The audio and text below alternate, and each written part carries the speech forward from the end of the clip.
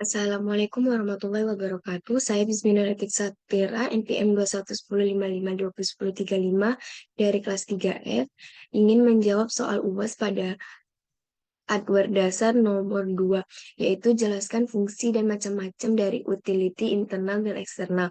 Yang pertama, utility internal, yaitu ada tiga. Yang pertama, di scanner, fungsinya itu memeriksa hard disk yang mencari kemungkinan adanya error pada setiap permukaan piring hard disk dan kemudian memperbaikinya secara otomatis.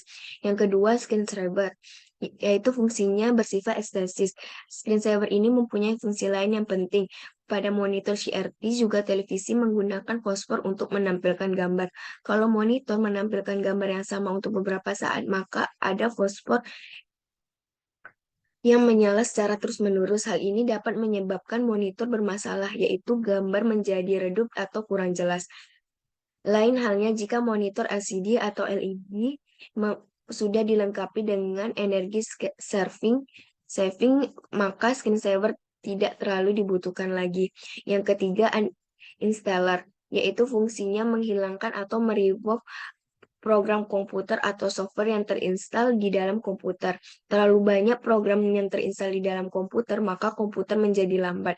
Oleh karena itu, diperlukan uninstall program yang sudah tidak digunakan atau tidak dipakai lagi. Yang kedua, utility internal. Utility internal ini juga ada tiga. Yang pertama, spyware remover. Contohnya itu spyware blaster. Fungsinya yang pertama mencegah instalasi ActiveX yang berbasis spyware, adware, malware, browser hijackers, dan dialers. Yang kedua, mencegah spyware dan tracking via cookies.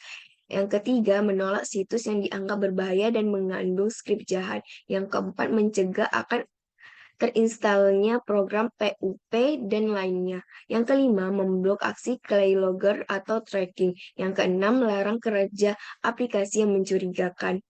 Yang kedua, internet filter. Contoh softwarenya itu K9 Web Protection. Fungsinya berlindungan terhadap malware secara real-time, membantu mengidentifikasi dan memblok konten yang ilegal yang mampu tidak diinginkan secara real-time, termasuk situs yang terinfeksi malware. Penggunaannya ini manfaatnya layanan web full scope yang menyebabkan komunitas tumbuh lebih dari 60 juta penggunaan jasa yang menyediakan lebih dari 6 miliar konten web real-time meretam per hari.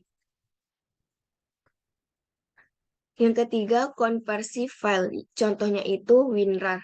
Fungsinya itu yang utama adalah mengkonvers untuk file yang menjadi lebih besar ke kecil sehingga ingin mendownload file dengan koneksi internet yang lambat, maka proses download tidak akan memakan waktu yang lama. Selain itu, WinRAR juga menggunakan memotong file atau speed file yang ukurannya besar, misalnya file movie. Jadi sewaktu ada orang yang mendownload, maka tidak akan kesusahan karena terlalu lama menunggu, bahkan kadang-kadang proses downloadnya gagal di tengah jalan. WinRAR dijadikan sebagai software yang dapat mengepet beberapa file dan menjadikannya hanya satu file RAR saja. Misalnya dokumen yang akan dikirim melalui email. Jika dokumen tersebut berjumlah banyak, maka kita dapat menjadikan satu file WinRAR saja dan kemudian nanti pada saat di-download kita tinggal mengekstraknya kembali.